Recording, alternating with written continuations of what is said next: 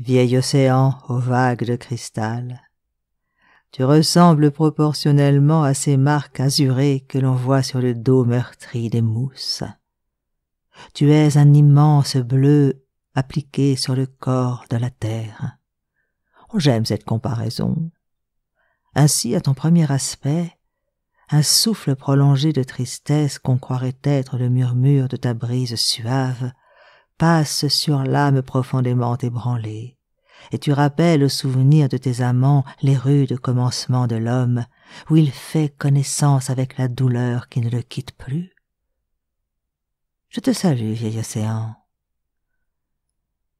Vieil océan, ta forme harmonieusement sphérique qui réjouit la face grave de la géométrie ne me rappelle que trop les petits yeux de l'homme, pareils à ceux du sanglier pour la petitesse et à ceux des oiseaux de nuit pour la perfection circulaire du contour.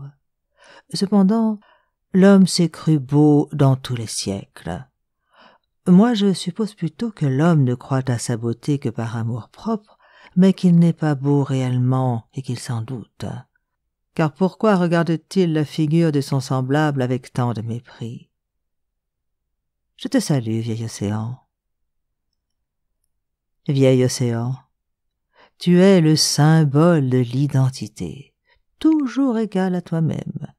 Tu ne varies pas d'une manière essentielle, et si tes vagues sont quelque part en furie, plus loin dans quelque autre zone, elles sont dans le calme le plus complet.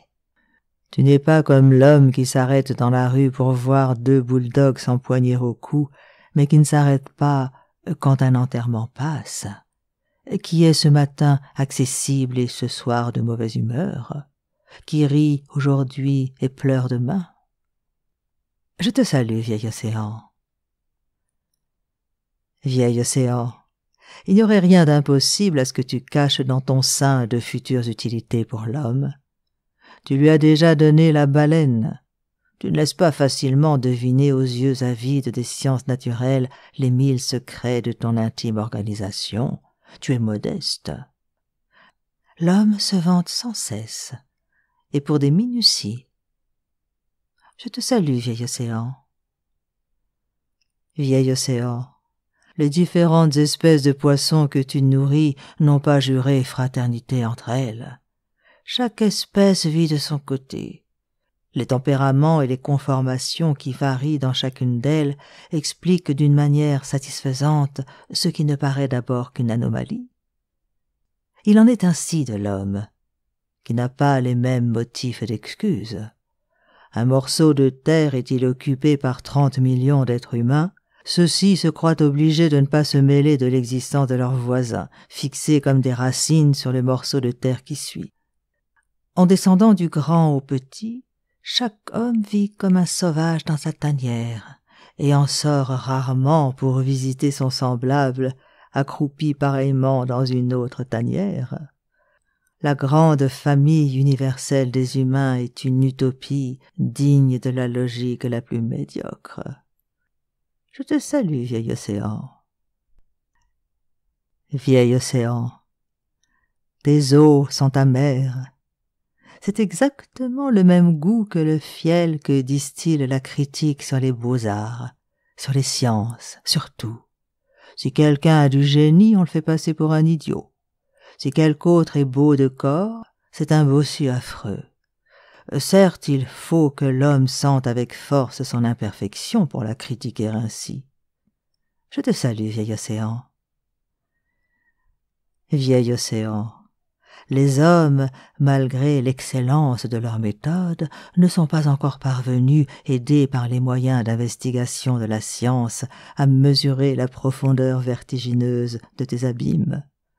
Tu en as que les sondes les plus longues, les plus pesantes, ont reconnu inaccessibles. Aux poissons, ça leur est permis, pas aux hommes.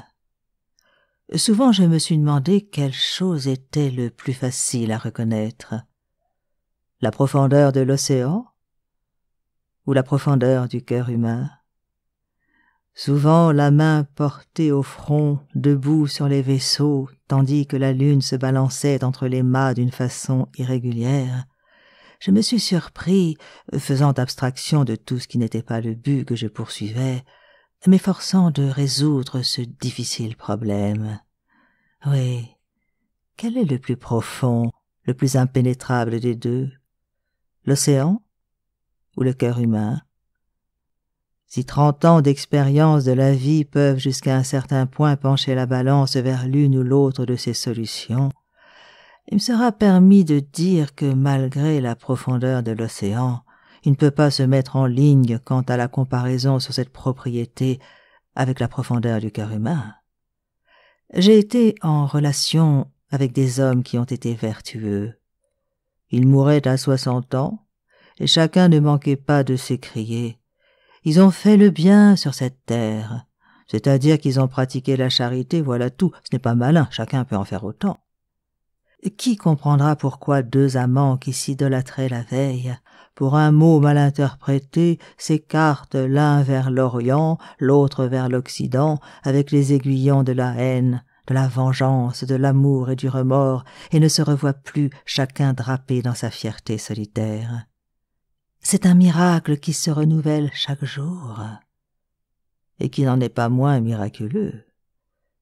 Qui comprendra pourquoi l'on savoure non seulement les disgrâces générales de ses semblables, mais encore les particulières de ses amis les plus chers, tandis qu'on en est affligé en même temps?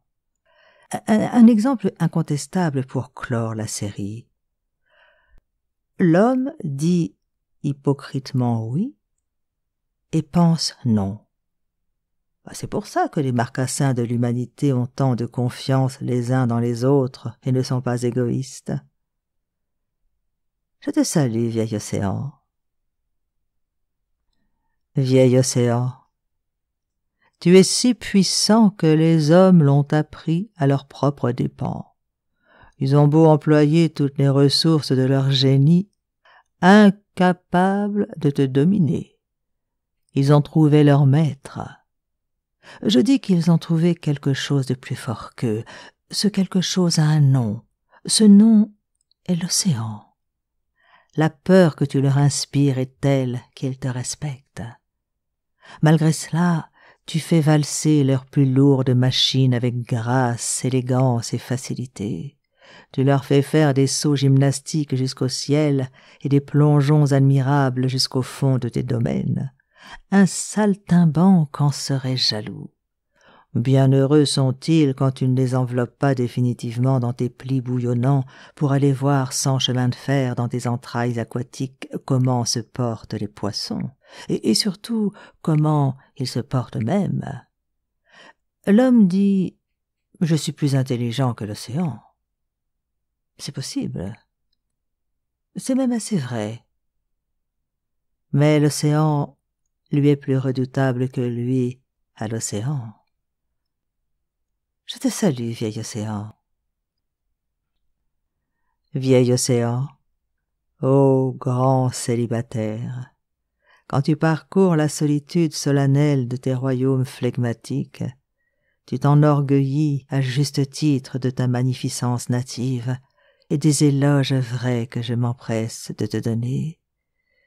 Balancé voluptueusement par les molles effluves de ta lenteur majestueuse, qui est le plus grandiose parmi les attributs dont le souverain pouvoir t'a gratifié, tu déroules au milieu d'un sombre mystère, sur toute ta surface sublime, tes vagues incomparables, avec le sentiment calme de ta puissance éternelle. L'oiseau de passage se repose sur elle avec confiance, et se laisse abandonner à leurs mouvements pleins d'une grâce fière, jusqu'à ce que les os de ses ailes aient recouvré leur vigueur accoutumée pour continuer le pèlerinage aérien. Je voudrais que la majesté humaine ne fût que l'incarnation du reflet de la tienne. Je demande beaucoup, et ce souhait sincère et glorieux pour toi. Ta grandeur morale, image de l'infini, est immense, comme la réflexion du philosophe, comme l'amour de la femme, comme la beauté divine de l'oiseau, comme les méditations du poète. Tu es plus beau que la nuit. Oh, quand tu t'avances la crête haute et terrible, entourée de tes replis tortueux comme d'une cour, magnétiseur et farouche, roulant tes ondes les unes sur les autres avec la conscience de ce que tu es, pendant que tu pousses des profondeurs de ta poitrine, comme accablé d'un remords intense que je ne puis pas découvrir, ce sourd mugissement perpétuel que les hommes redoutent tant, même quand ils te contemplent en sûreté, tremblant sur le rivage. Alors je vois qu'il ne m'appartient pas le droit insigne de me dire ton égal. C'est pourquoi, en présence de ta supériorité, je te donnerais tout mon amour si tu ne me faisais douloureusement penser à mes semblables, qui forment avec toi le plus ironique contraste, l'antithèse la plus bouffonne que l'on ait jamais vue dans la création. Je ne puis pas t'aimer, je te déteste. Pourquoi reviens-je à toi pour la 1000e fois vers tes bras amis qui s'entr'ouvrent pour caresser mon front brûlant qui voit disparaître la fièvre à leur contact? Je ne connais pas ta destinée cachée. Tout ce qui te concerne m'intéresse. Dis-moi donc si tu es la demeure du prince des ténèbres. Dis-le-moi. Dis-le-moi, océan. Et si le souffle de Satan crée les tempêtes qui soulèvent tes eaux salées jusqu'aux nuages, il faut que tu me le dises, parce que je me réjouirais de savoir l'enfer si près de l'homme. Je veux que celle-ci soit la dernière strophe de mon invocation. Par conséquent, une seule fois encore je veux te saluer et te faire mes adieux. Vieil océan aux vagues de cristal, mes yeux se mouillent de larmes abondantes, et je n'ai pas la force de poursuivre, car je sens que le moment est venu de revenir parmi les hommes, à l'aspect brutal. Mais courage, faisons un grand effort, et accomplissons avec le sentiment du devoir notre destinée sur cette terre.